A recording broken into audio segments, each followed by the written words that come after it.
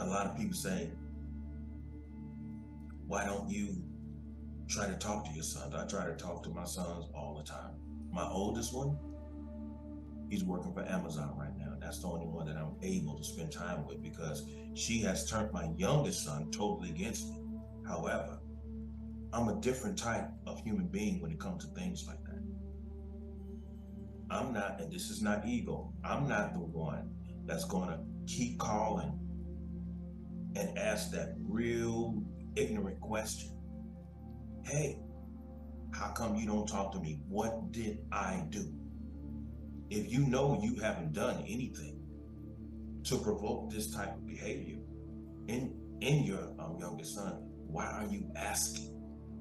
What did I do? I know I haven't done nothing, so I don't play into that madness. So if he wants to be angry and go for the rest of his life disliking me, power to you. That's you walking around with all of that anger and rage and animosity towards your father who did not put it there. It was your mother that has poisoned your mind and your heart. And until you come out from up under her wicked spell and her lies, then you will know what humility is because now you have the facts. And you don't have to apologize. He doesn't have to apologize to me because, as I said, of the other youth, it is their environment. It is the effects of the environment that has affected these kids today. And so once I realized that I wasn't cared for, I wasn't respected, I wasn't loved, and when all of this disrespectful treatment was going on in an environment that I didn't create, and once it gets to the point to where a person will look you in your eyes, in spite of how your relationship is with your mother, she looks you in your eyes and tell you your mother is a bitch, and she's a bitch because I say she's a bitch. Now, once it gets to the point to where the person who you're with, who already lack respect for you, will look you in the eye and tell you that your mother's a bitch, you can forget about hope, bro. It's not gonna get any better. It's done. It's pretty much done. She's sleeping around. She's disrespecting you, you know, and she's disrespecting you in front of your mother. She's disrespecting you in front of your children. When is love for self going to kick in?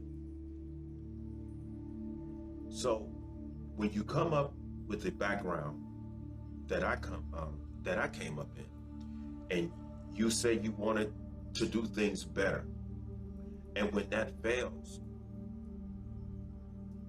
what are you going to do? Are you going to stay in that same hostile environment after you have been shown numerous times that no matter how much you hope, things are not going to get better? This is not going to get better. You're looking at yourself, you're 270 pounds, you're only 5'9".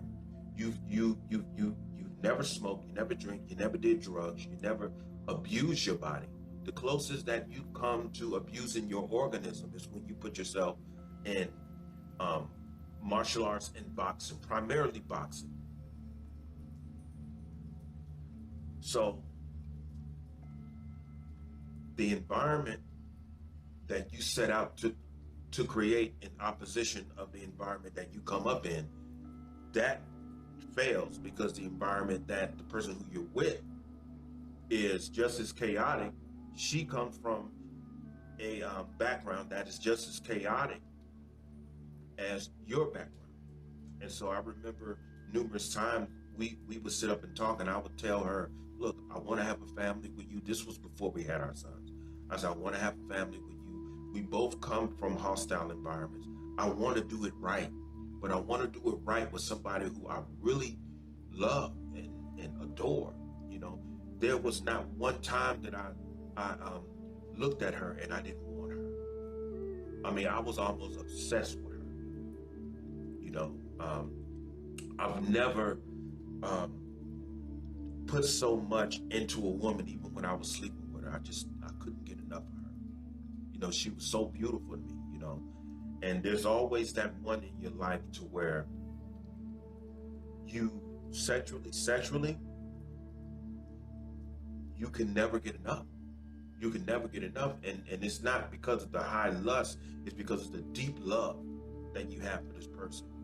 You know, you want them so bad, you know, that, and then you grow to love them so much, you start loving them in equivalent to how you should love God.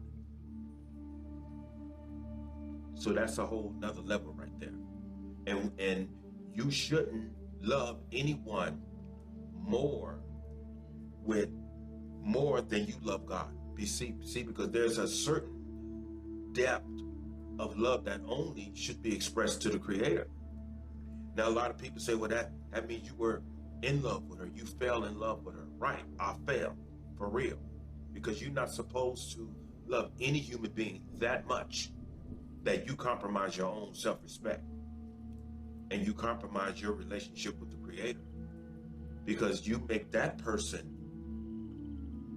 in its God form, and you're willing to put up to do, you know, you're willing to put up with, you're willing to do anything in order to maintain this person. So, but when it gets to the point to where you love a person that much, it's going to fail anyway, because you stop loving yourself. And so once you start not loving yourself, it means you don't respect yourself anymore. You don't care about yourself, and therefore you can't say to people that I love me. If you continue to live in an environment that is hostile, and you can't say that you love your sons and you expect your sons to respect you if you remain in a hostile environment in which their example is going to end up perceiving their father as a weak human being. He's always being talked to crazy by our mother. He doesn't do anything. It gets to the point to where you come to realize that when your sons observe you, they're not going to respect you, because they're going to get past saying, well, you know, dad is a nice man. Dad is a very reserved man. However, I wouldn't be putting up with the things that dad put up with because of the way that the mother is. So I didn't want my sons looking at me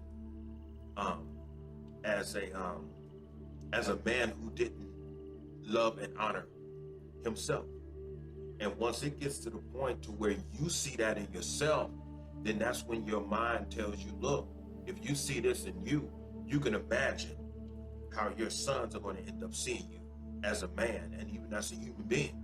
So what are you going to do about it? Because how are you going to show them how a man should be as an example in terms of you being their father?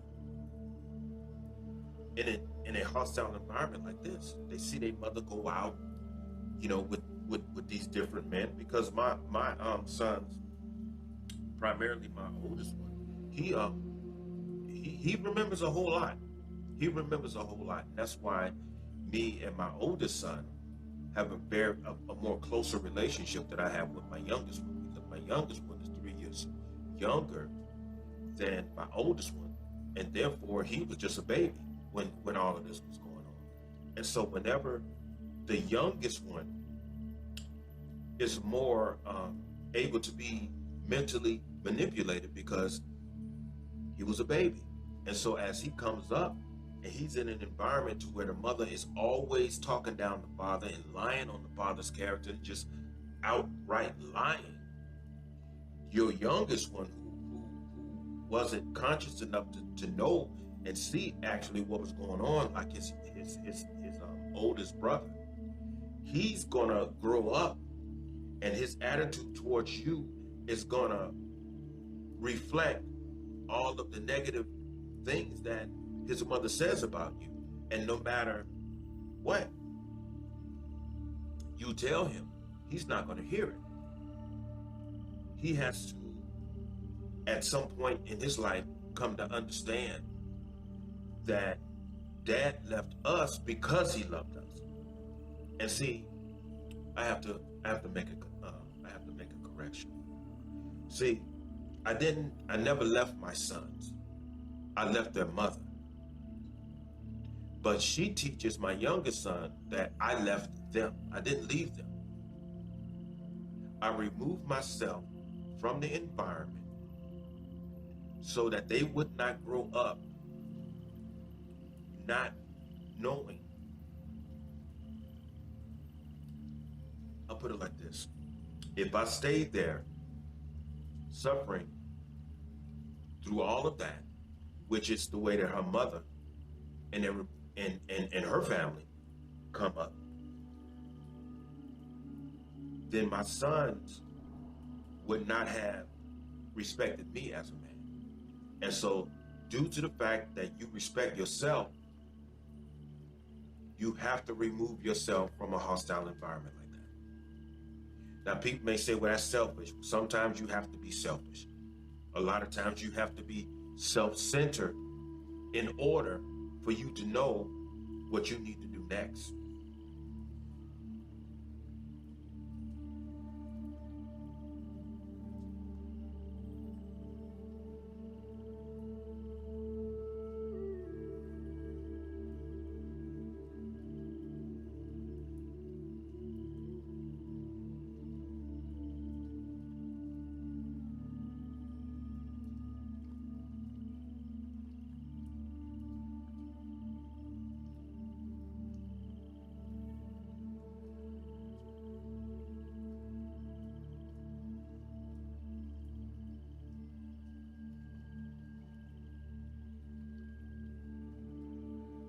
Those videos ahead, basically what I'm trying to express in all those different clips is the effects of living in an environment that is full of continuous discord and the effects that it has on the human being, and most upon the youth who are not able or mature enough at the time to think for themselves. However, being within an environment, even if you're not paying attention to what's being said, you're still able to hear what's being said because you understand the human language. Once you understand the English language, I meant to say, even if you're not listening to the person, your subconscious mind is picking what is said up and what it means up. And so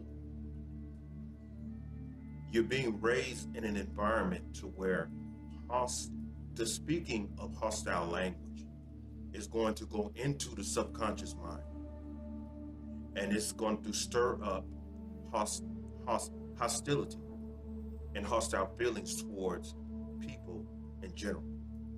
I made videos about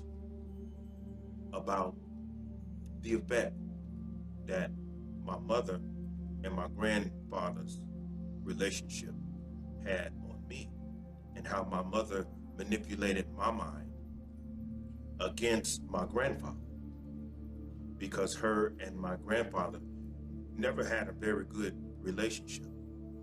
Now here's an innocent child being born into the world, only giving the knowledge that this was his grandfather. But what was discouraged was having a emotional and everyday relationship, back and forth relationship with his grandfather. And therefore,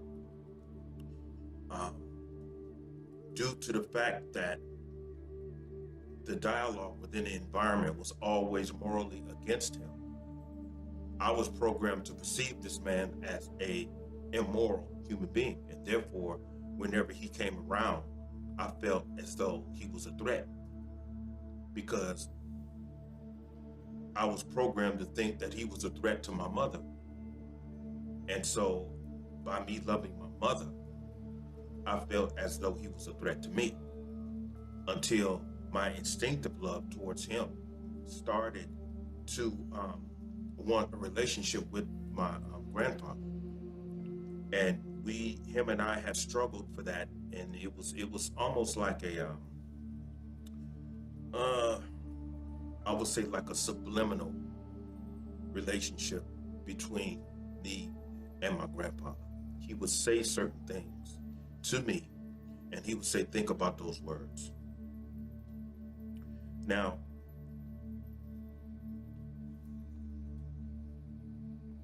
I had posted my youngest son's post on Facebook, and this was just a few days ago. Now, here's a 32-year-old man saying that he never in his life prayed.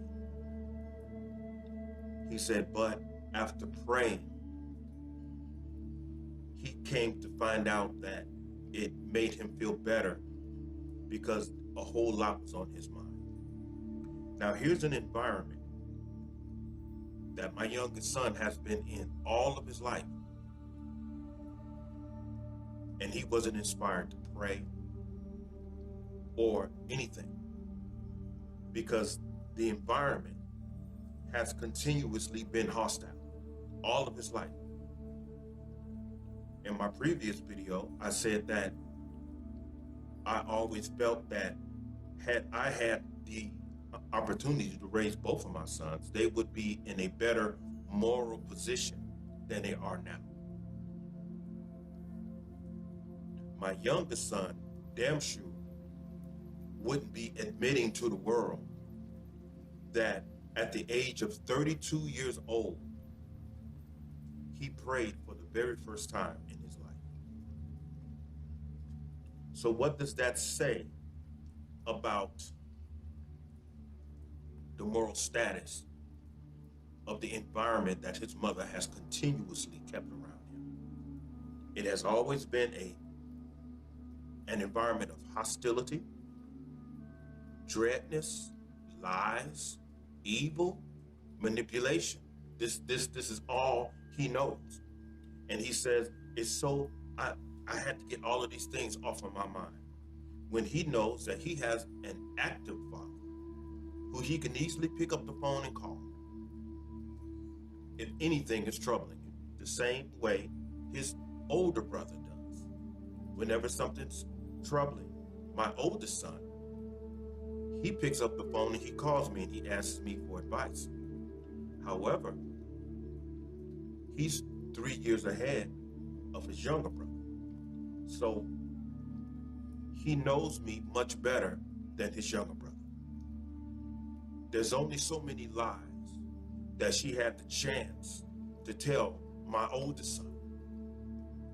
But what she had forgotten is that when I left her, my oldest son was 6 years old. Therefore, he saw some things and he remembers some things, and he is able to think for himself based upon moral standards. And he saw and felt a whole lot of wrong being done to his father. So she hasn't been able to lie to him and manipulate him because he knows better. The younger one, who was 3 years, 3 years his junior, he was only 3 years old. So he's more able to be manipulated with lies. It's just an environment that has been hostile. And a lot of our young men are coming up today out being raised up in very hostile environments after a whole lot of us good men got ourselves out of abusive relationships. And we decided to move on because we felt that maintaining ourselves in that hostile environment as examples to our sons, it wasn't going to be beneficial to us, and therefore it wasn't going to be beneficial to our sons. Now, when you're dealing with men as myself, who put myself on child support, who was still unjustly treated by keeping my sons away from me while she was collecting child support. And me saying, by her family members saying, why don't you just go down to court and take her off of child support since she's keeping these boys from you? And I told them, no, I'm going to do the right thing. I put myself on child support, and I'm going to pay child support because I'm not with her. I'm not going to get back with her. And I'm not going to see my two sons suffer. Even though being in that type of hostile environment, they were suffering a lot. There was a time to where she was just running wild and crazy, like she does anyway. But it had gotten to the point to where I had to go and get them and bring them to me. And I held them for like 6 months. And I would have my mother babysit them. I put them in school. I did everything while she ran all over the city with some dude who she had met. And 2 weeks later, she was telling me she's gonna move in with this guy and take my sons with her. And she did that. And as time went on, 1 month into their relationship, this man messed around on her, and she told me about it. And as time went on, after they broke up, one day, me and both my sons were on our way somewhere to get something to eat, and they were in the back seat, and they mentioned that this guy who she was with, who went by the name Pepper, of course, an odd name. Is one thing that I've noticed about the women in the family. They always got with these guys who had odd names. Deuce, Pepper, what was this? Deuce, Pepper. It's always some weird nigger-related name. But they told me that this guy was hitting them. And so I spoke to a friend of the family's daughter, and she told me that he had dropped them off over there at their place one night. It was the daughter of this woman who she was just crazy about, who was her mother's best friend, Cece, who wasn't nothing but a street hoe. That's all she was. But her daughter had told me that after I went by there to ask her about it, she had said, well, it makes sense because a couple of times he came over here and he dropped them off and he was looking real frustrated and angry. And he was telling her that I can't deal with these boys. I can't deal with these boys. So this is an environment that she put my two sons in, and they suffered abuse by this guy. After she had not only, she only knew this guy for 2 weeks, and she moved herself and both my sons in with him, trying to replace me. And so when I called her about it, I said, why is Deshaun and Dylan telling me that Pepper was hitting on you? She told me you putting that in their head. I told him that he could discipline them. And I told her, you don't tell no other nigga that he can put his hands on my sons. I'm an active father. I'm active.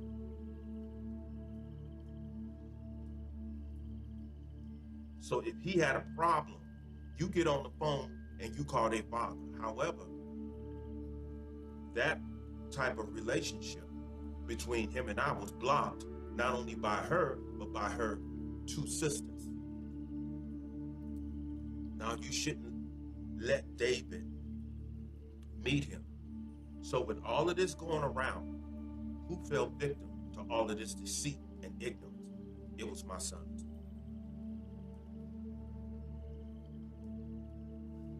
So of course, I knew where they lived. I found out through my connections with the Nation of Islam. So I went over there and I knocked on his door. And he looked outside his peephole. He said, "What you want?" This was after they broke up.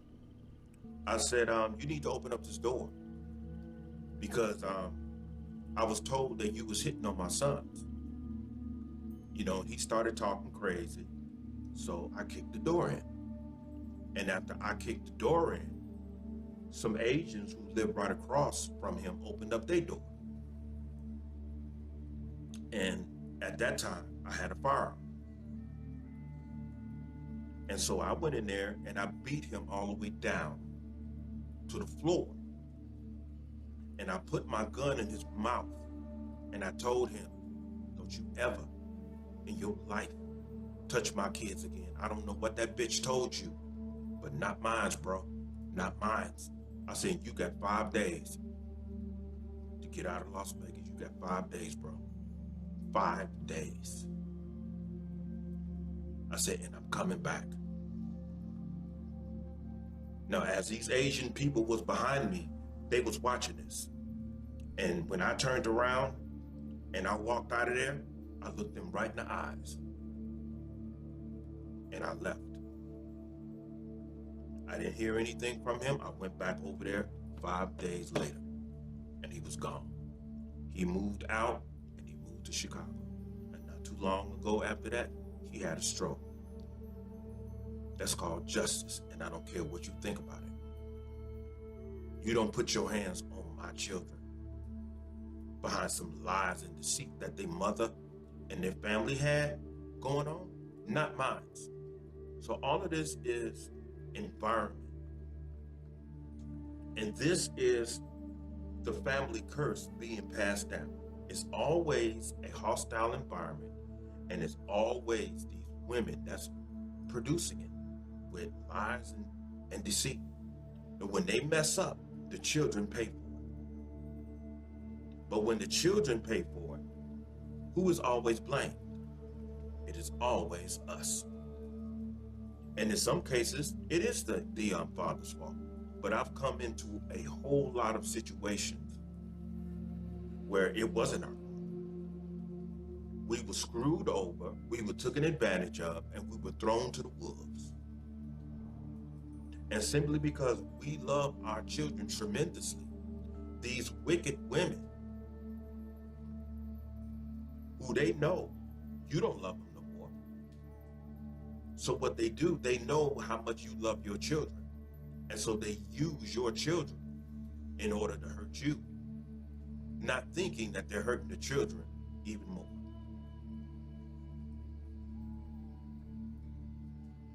So as I said, here's a 32-year-old man.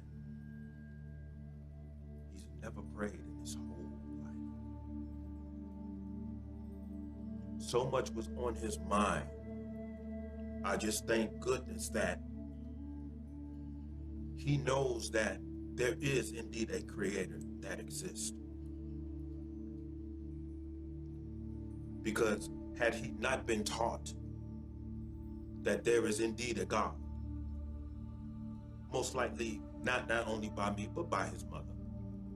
However, you still can know that God exists. But the author of all of the chaos within your environment, sometimes that a more powerful influence on your person than it needs to be. So in many cases, when you're coming up in a hostile environment and when you're young, if you don't have guidance within there in terms of someone stepping in and telling you the truth, you're going to grow up hating someone who has never did anything to harm you.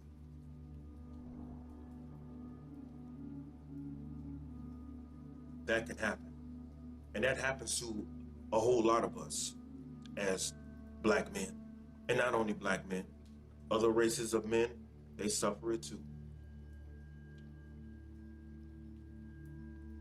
They suffer it too. So you have to be very careful who you get with and who you decide to have children with. Because there's a lot of wicked women in this world this day. And even more so now in 2024. To my understanding, the last generation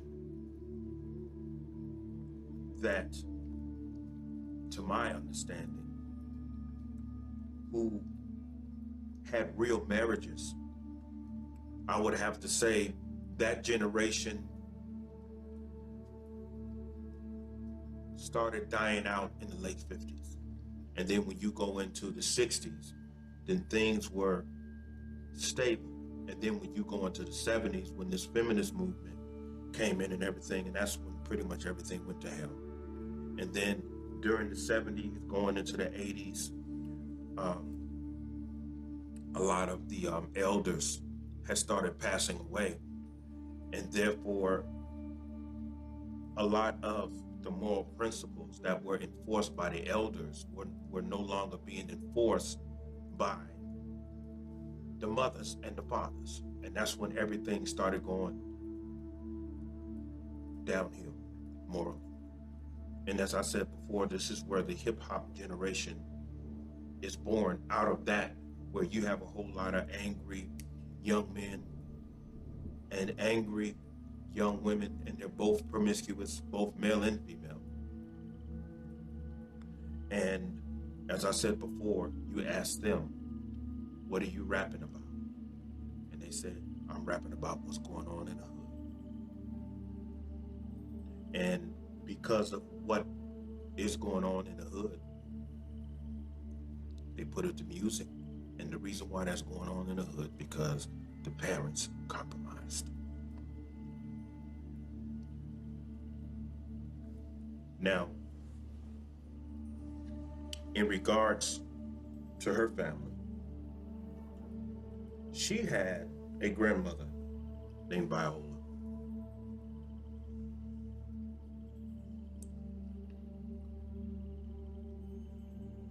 And me and Viola was close. We were close. She had gave her life to Christ, and she was, trying to get her life together.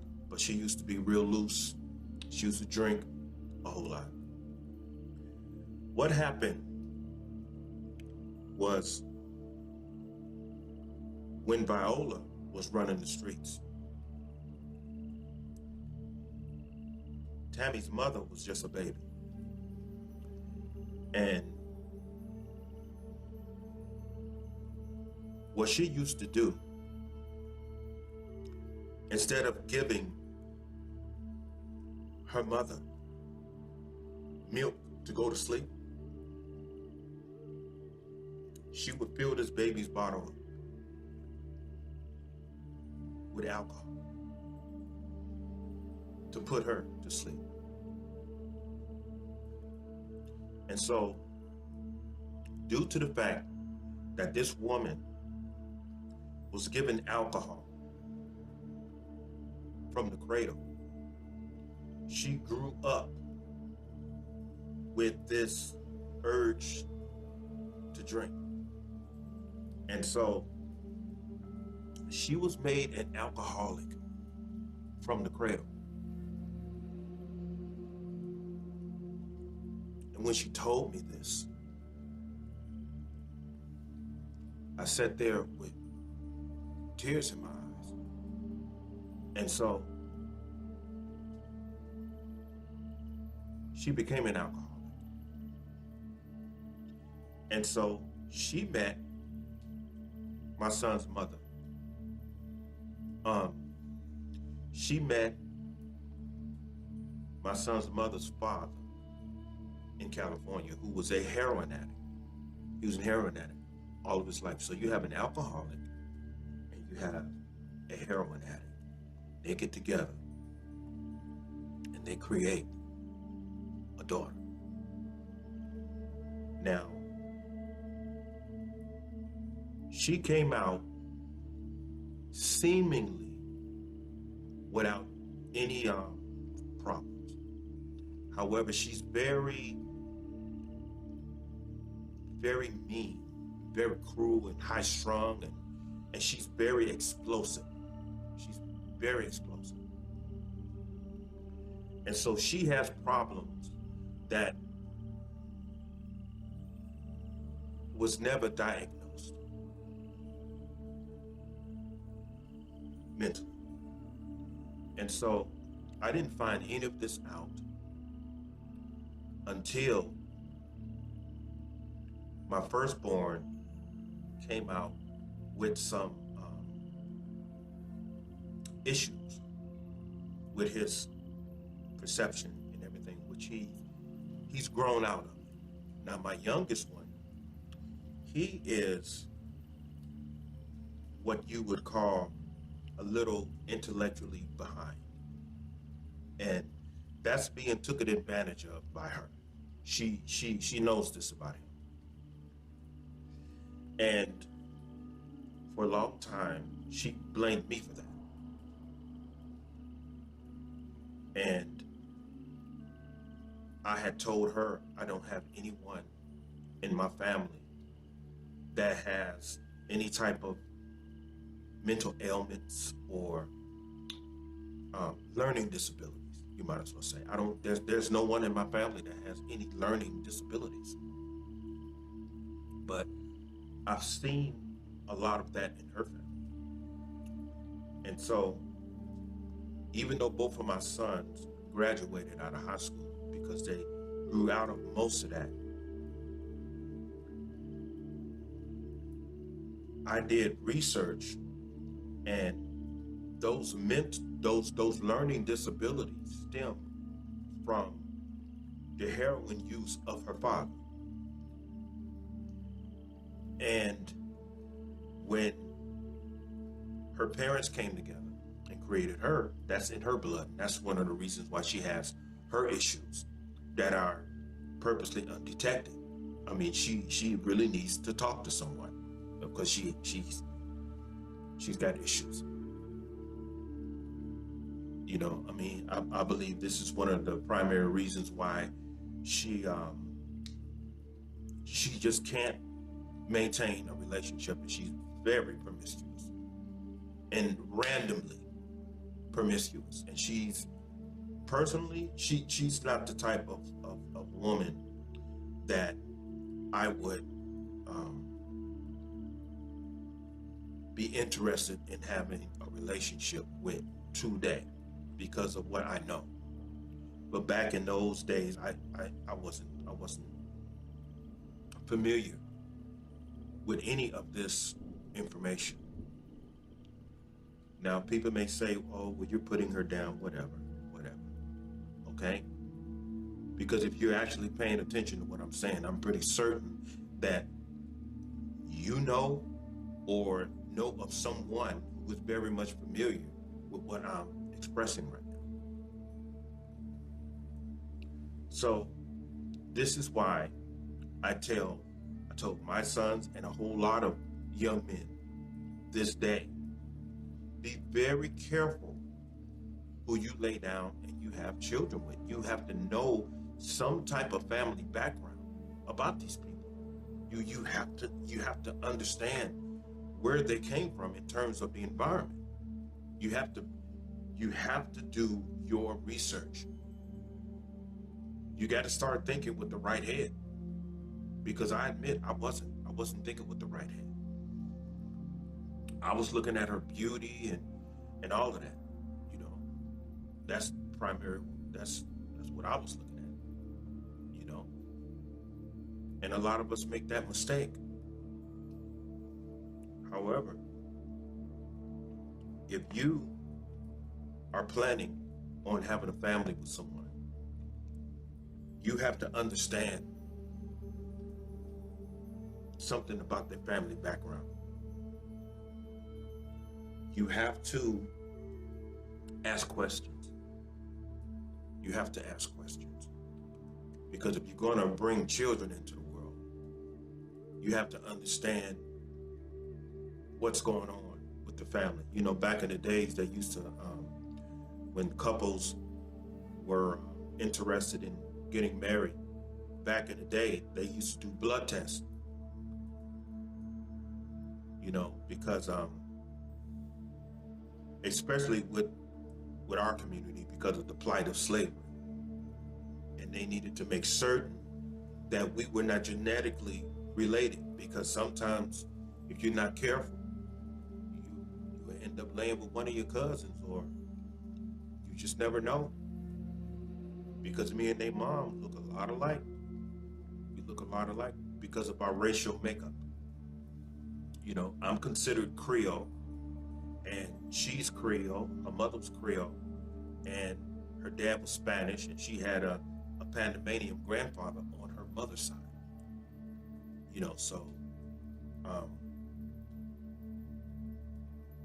you just have to be careful, because when her and I first met, she said, you know, when I first looked at you, she said, I was wondering if you were my half brother. She said, because through my father, I have a brother named Donald that I never met. And she said, and I thought you might be him.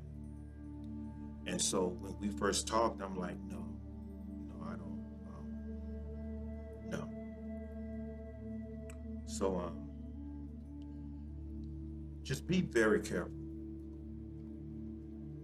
of who you meet, and sit down and have a lot of discussions about their family and everything like that. Because environment is very important. I might be sounding like I'm jumping all over the place right now, because I meant for this video to talk about the importance of cause and effects in terms of the environment. And so you have to understand that it doesn't have to always be like this. You know, this is what I was telling her. I told her about my upbringing and how the environment affected my relationships with people who I should have had a very strong relationship with, like my grandfather and other people like my uncles and everything, you know.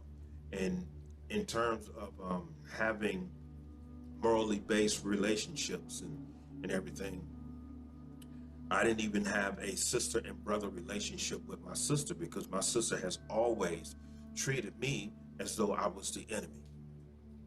And I used to speak to my mother about that, and she said, well, your sister Becky has always wanted to be the only child. She always wanted to be the only child. And so she treated me as though she didn't want me around. However, she would show me otherwise sometimes. You know, she would come up, you know, and hug me and kiss me and everything. And so I often think that if I had a chance to sit down and talk to her, I would ask her, did you have some conflicts inside because you thought and felt this way? Is that the reason why you treated me the way that you treated me? You know, and this is why I tell a lot of people that there can be no forgiveness without resolve. And so right now, let's take the word forgiveness out of that. And let's say there can be no clarity without communication. Let's just say it like that. There can be no clarity without communication. And it takes a person who is blessed, as everyone is, with the gift of curiosity. See, each human being is blessed with the gift of curiosity.